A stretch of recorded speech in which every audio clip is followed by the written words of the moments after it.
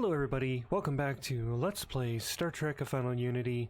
We're on part 5, and we are in some sort of dome, cavern, I'm not sure. We played an instrument in the previous video, and we were warped into this room. When we first got into the room, we did see some tiles, but then they disappeared. Much like in the third Indiana Jones film, where Indy has to cross with the tiles themselves are like certain tiles. But anyway, that's kind of where we're at, and so we need to continue investigating. Yeah, we're gonna see what the crew of the Enterprise thinks. Well, as Riker, we'll ask what they assess of the situation. The puzzle of the vanishing floor seems to be a problem in applied geometry. There are some squares that overlap between two different patterns. If you are standing on one of those overlapping squares when the pattern changes, you will not fall into the abyss. Interesting. I've also increased the volume a little bit on the audio in terms of the character speaking, because I found in the previous two videos that it was a little bit more quiet. So I apologize for that, guys. I've been trying to find a healthy balance because unlike most point-and-click adventure games where there's no audio and I'm doing the reading, this one actually has full audio. So because of that, I'm obviously going to try my best to try and find a healthy balance. So I apologize if it was a little quieter than normal last time. I'm going to try and fix that going forward. So yeah. So basically what we need to do in order to get the tiles to show up, these are instruments, I guess, if you want to call it that. You can take a look at them, for example. The design is similar to Stamblers. And we can look at the device. This has the same kind of sonic lock as the control device in Media's temple. And so there's actually a pattern to this, and I did save my game prior to doing this. But basically, we have an instrument, and we have to play that instrument, and the others alternatively to make the tiles appear and disappear. And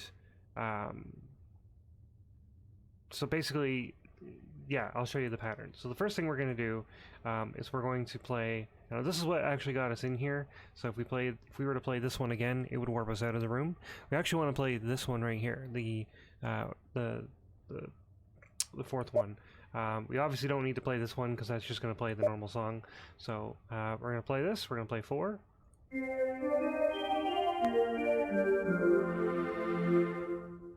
When you change tile patterns on the disappearing floor, there are some tiles that overlap.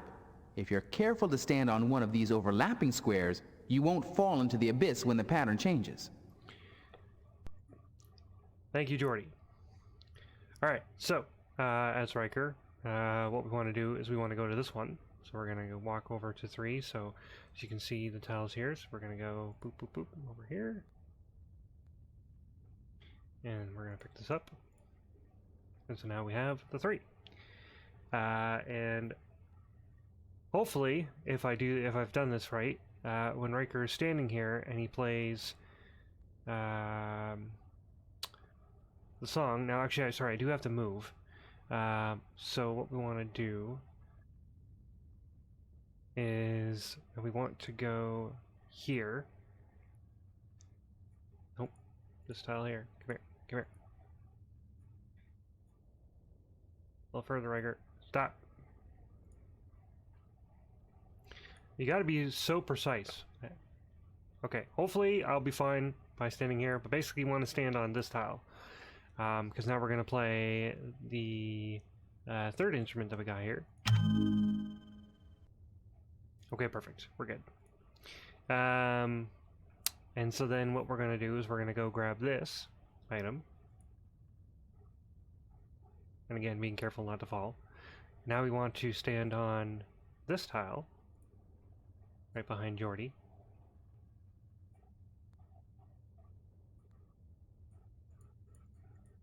Perfect. And we're going to play this one. Excellent.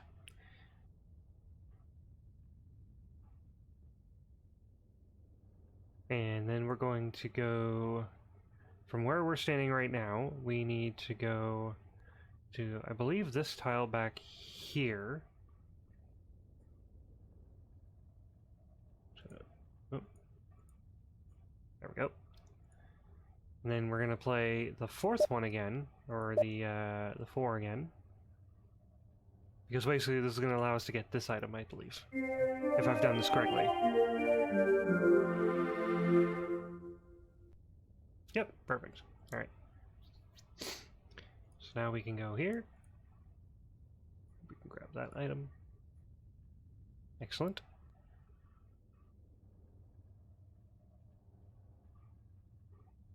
And then... we're going to go back to C, I believe, which is this tile here.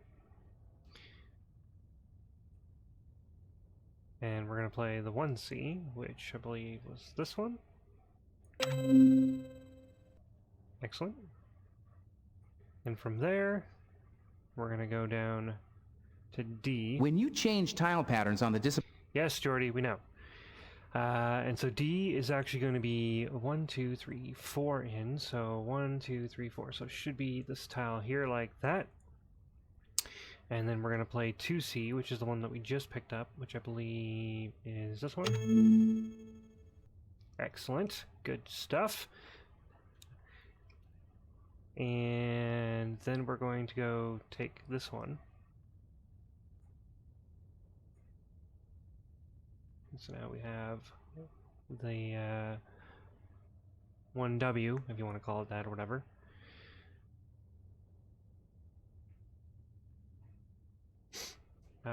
Okay, so now that we have that, we need to go...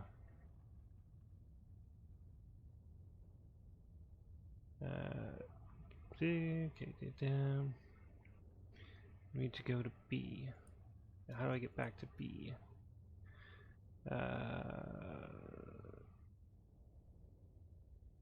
Hopefully this works and I didn't screw it up,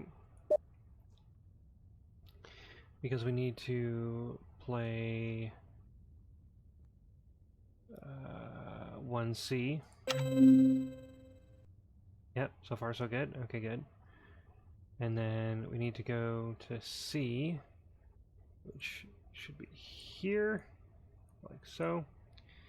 And then we're going to play 4, which is... where did I put it? There it is.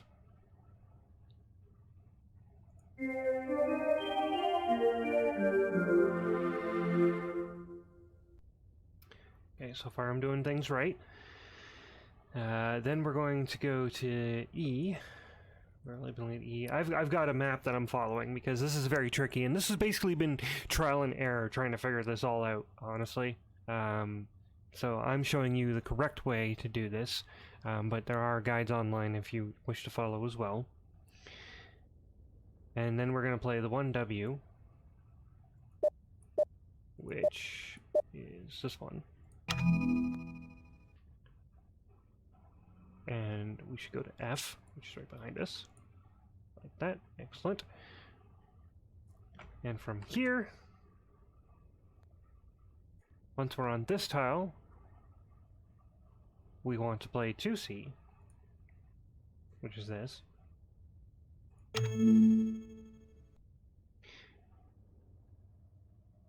And from there, as you can see now, there's a tile beside us. So we're going to go to the tile beside us, which is basically what I would label as, I guess, G, if you want to call it that, whatever.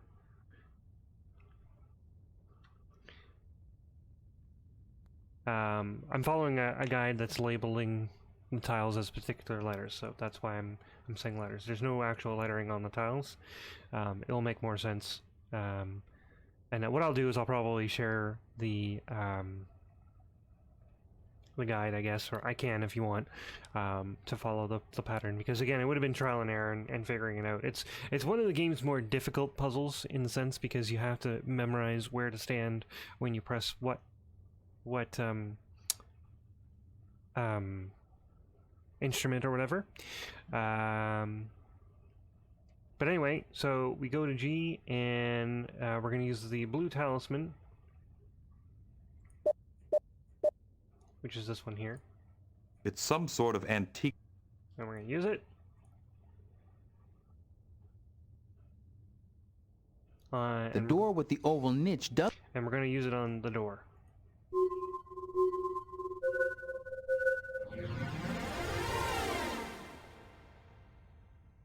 Success! Alright, we've made it past the puzzle. And as always, this is probably a good time to save. So we'll call it Room After Floor Puzzle. Alright, let's take a look at where we are. There's gas flowing through this pipe. This might be what we're looking for. Anything else we can look at? We can look at the pipe.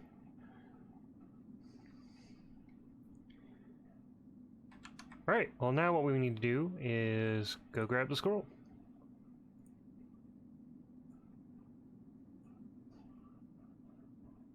So we'll go and get the manuscript.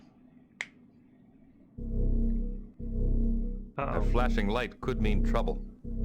We'd better get the scroll back to the ship so Debak can authenticate. That's not good. It sounds like an alarm. Beam us up.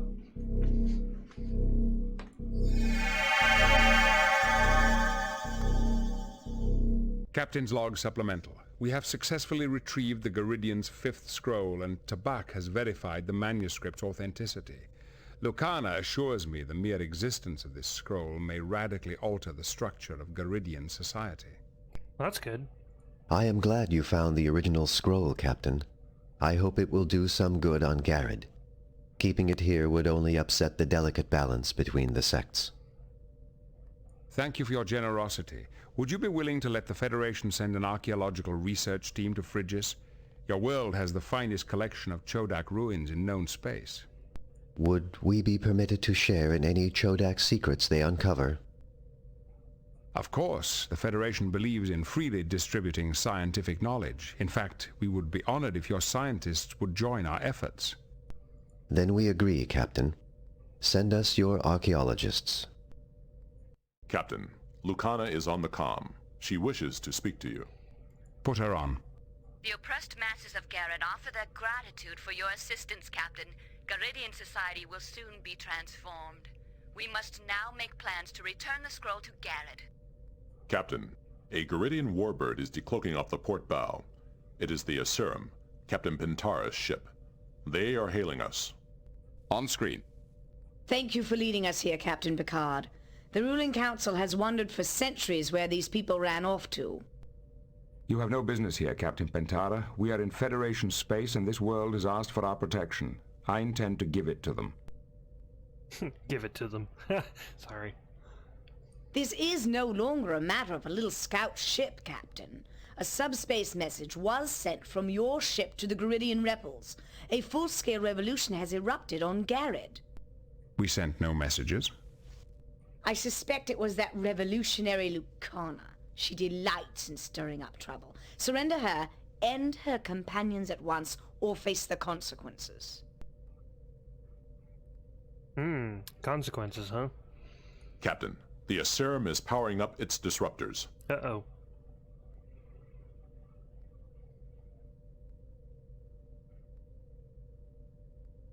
Shields up.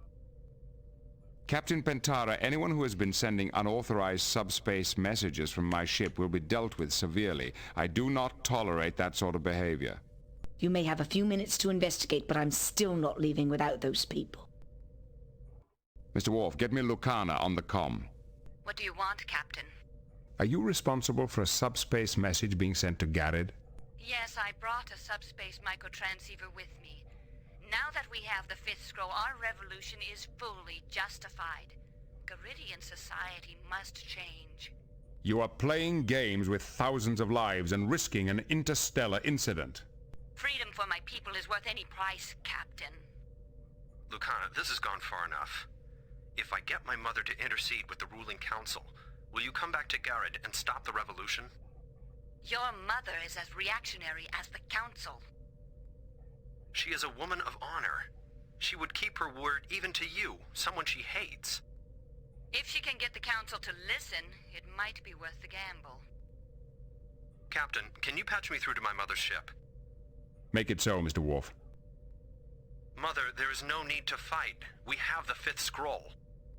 The fifth scroll is a myth. No, I've seen it and Tabak has verified it. This will change our world forever.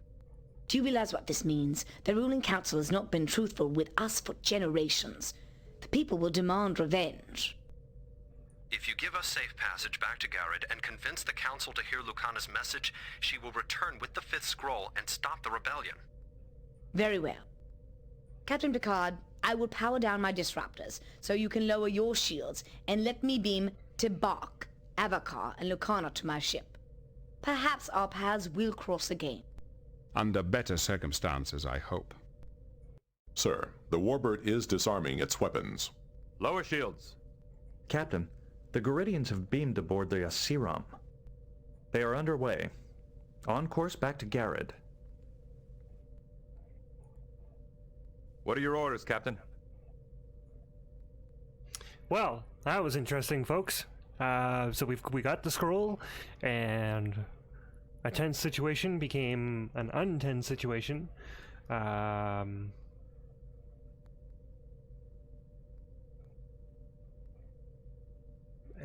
yeah.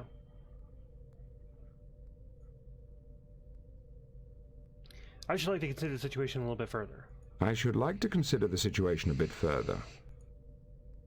Because what I want to do is I want to review with Starfleet and let them know, probably, what's going on. And also check in with the crew to see what they say.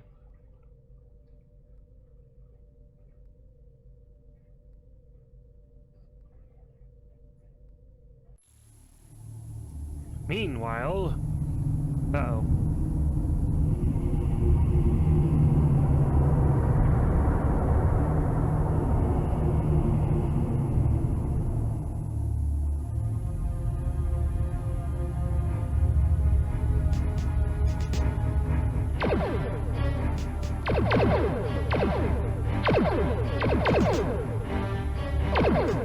This can't be good.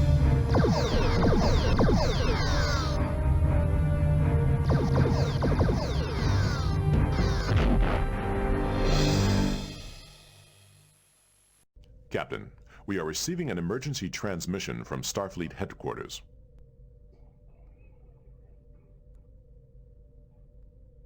On screen. Attention all Federation vessels. This is a Priority 1 alert.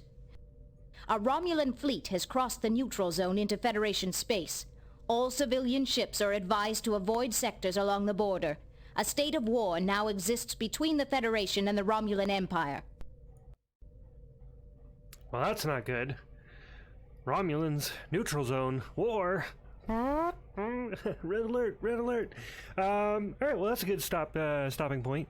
If you guys have liked this series or you like this video, as always guys, hit the like button. Subscribe if you'd like. Hit the notification bell, and that way you know when I'm making more videos. And we'll find out just exactly what's going on with this Romulan invasion in the next video.